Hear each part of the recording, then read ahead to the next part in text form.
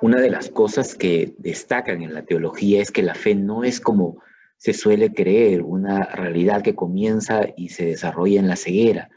La fe nunca está puesta en contra de la razón o de la realidad, sino que su existencia, su verdadera existencia desde la doctrina, únicamente puede ser el producto de la capacidad de entender y de ver la realidad. Por ejemplo, eh, el problema de los incrédulos es que tienen ojos y no pueden ver. Hijo pródigo puede acercarse al Padre porque puede ver y entender el corazón del Padre. No es un acto de voluntad ciego el que le lleva a volver, es más bien la ceguera la que lo aleja. El fanatismo es diferente. Se diferencia de la fe porque es irracional. No se apoya en la experiencia, o por lo menos no se apoya en la experiencia de la verdad o de la razón, sino en la visión distorsionada de la realidad, distorsionada por la falta de sinceridad, por la falla moral de quien lo ejerce. ¿Por qué estoy diciendo esto? Porque en estos momentos, en el Perú, nuestro fanatismo nos está pasando la factura. Y no son momentos para el fanatismo, sino son momentos para la fe, para una fe sólida, basada en la razón y basada en la verdad. Este no es un discurso sobre religión, voy a hablar brevemente de ciertas perspectivas tangenciales o directas relativas al derecho y la política. Y lo voy a hacer para señalar algunas falacias en donde se viene anclando el fanatismo en estos momentos. La primera falacia es que los peruanos no saben elegir. ¿Es en serio esto? Esta es una de las falacias más generalizadas en este momento. El propósito de quien plantea esto es responsabilizar al pueblo peruano de los crímenes de la clase política. No es cierto que el pueblo peruano no sepa elegir. Y eso se ha demostrado varias veces. La verdad es que la elección del pueblo peruano ha sido secuestrada por mafias o por grupos de interés o ha sido destruida a lo largo de la historia por quien ejerce el poder. El problema de las elecciones no se da en el acto del voto, sino en la oferta de las opciones. Finalmente, el pueblo tiene que escoger entre diferentes tipos de basura, con muy raras excepciones. De allí la importancia de una reforma de los partidos políticos, que dejen de ser empresas familiares, agrupaciones de lobistas. Este Congreso podría haberlo hecho. No se podía esperar mucho del partido de Keiko ni del de Acuña, pero Acción Popular, el FREPAP, hubieran podido hacer algo en este punto. Aquellos partidos que eh, presumían de tener cierta vocación de interés por el Perú, cierta vocación ética. El eslogan de Merino no me representa, o Vizcarra no me representa, o Keiko no me representa, tiene que ver con esto. Ninguno de estos políticos te representa porque ninguno de los partidos políticos te representa. Ellos representan los intereses familiares o empresariales de ciertas personas, de ciertos grupos de poder, de ciertos caciques, de ciertos mafiosos. La verdad es que los partidos no saben elegir, o mejor dicho, han estado eligiendo basura para el pueblo por décadas.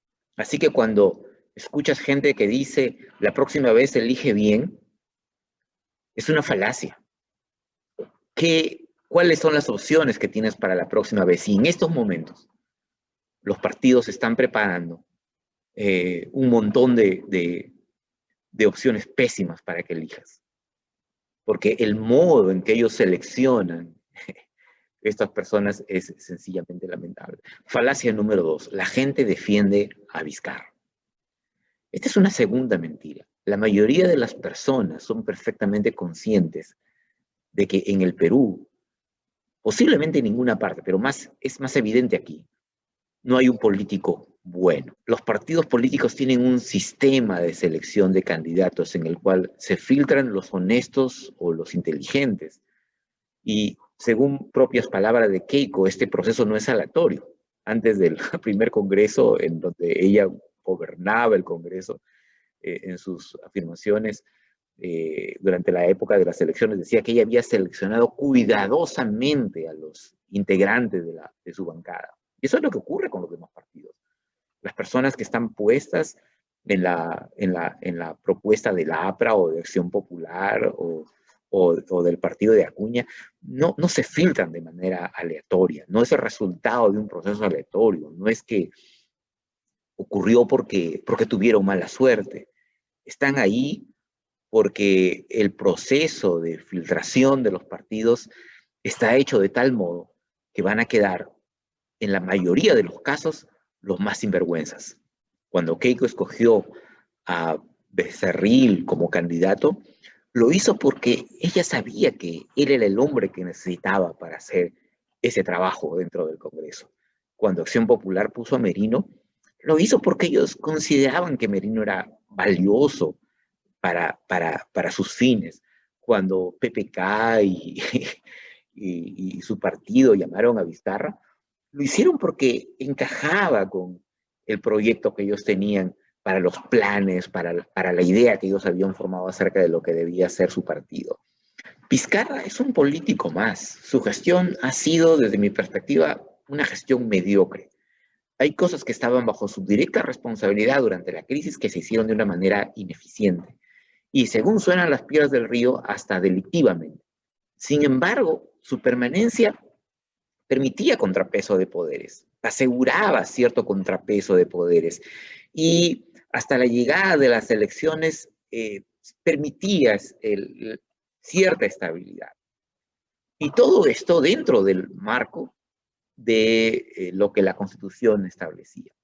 El Congreso ha recurrido a una causal espuria, absurda, inconstitucional, que demuestra ignorancia, o que en todo caso demuestra mala fe, y al hacerlo quitó a un posible corrupto que estaba siendo controlado por sus enemigos corruptos en el Congreso, para poner a un corrupto que no va a ser controlado por sus corruptos amigos en el Congreso, y que pone en juego muchos de los pequeños y costosos avances que se han logrado en estos últimos años. La SUNEDU, por ejemplo.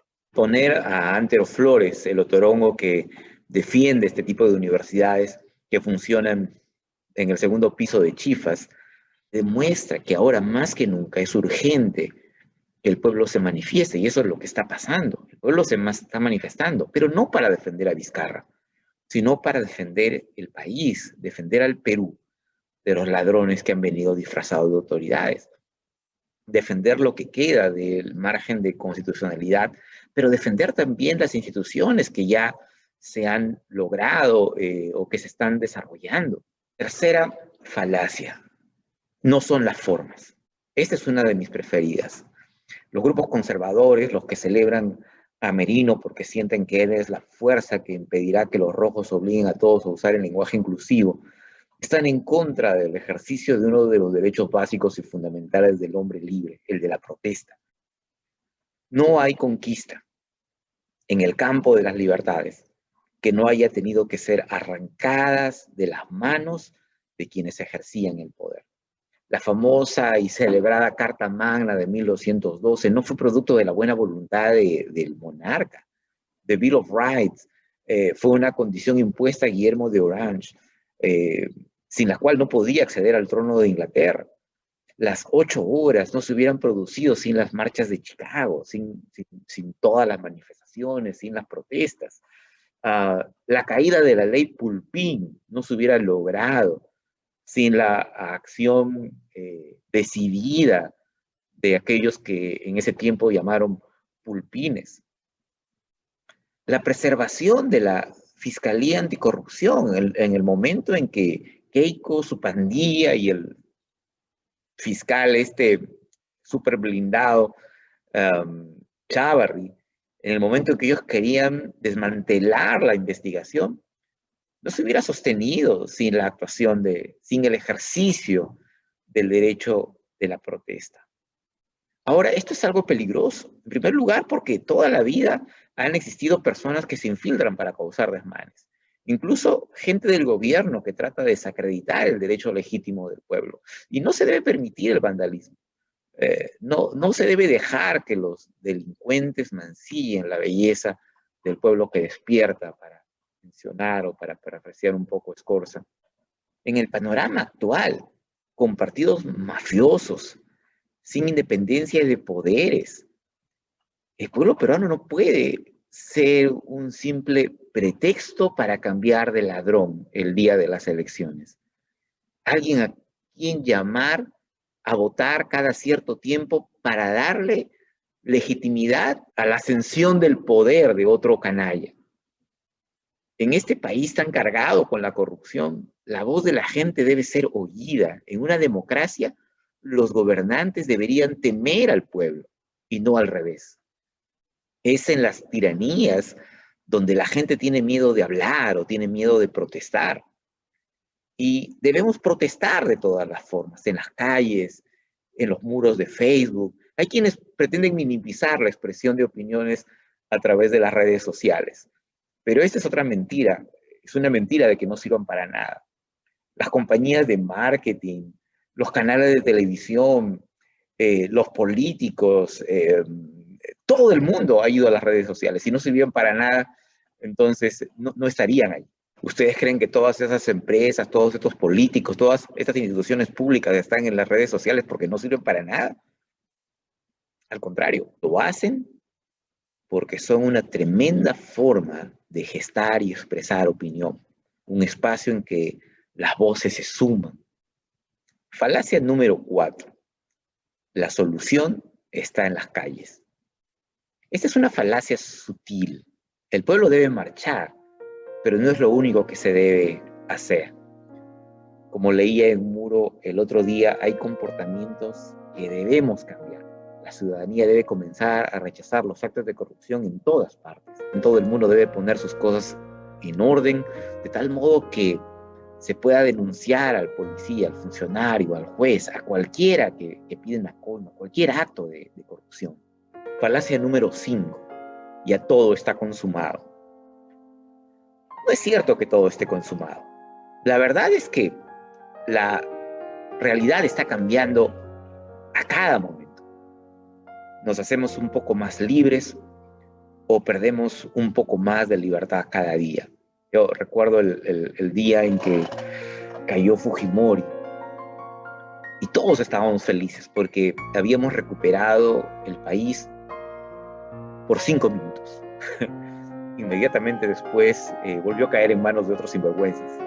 Así que no hay un final de la historia, es un camino, no hay un fin, no hay un momento en que está consumado.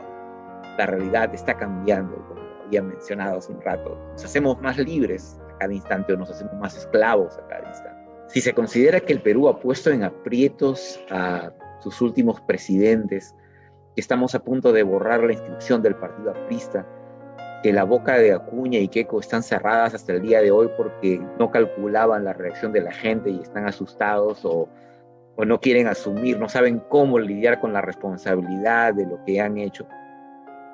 Lo último que debemos pensar es que todo está consumado. Por el contrario, cada día, con cada voto, con cada protesta, con cada verso, incluso con cada meme, es posible ir creando el Perú que debemos tener. Había mencionado que era necesaria la fe.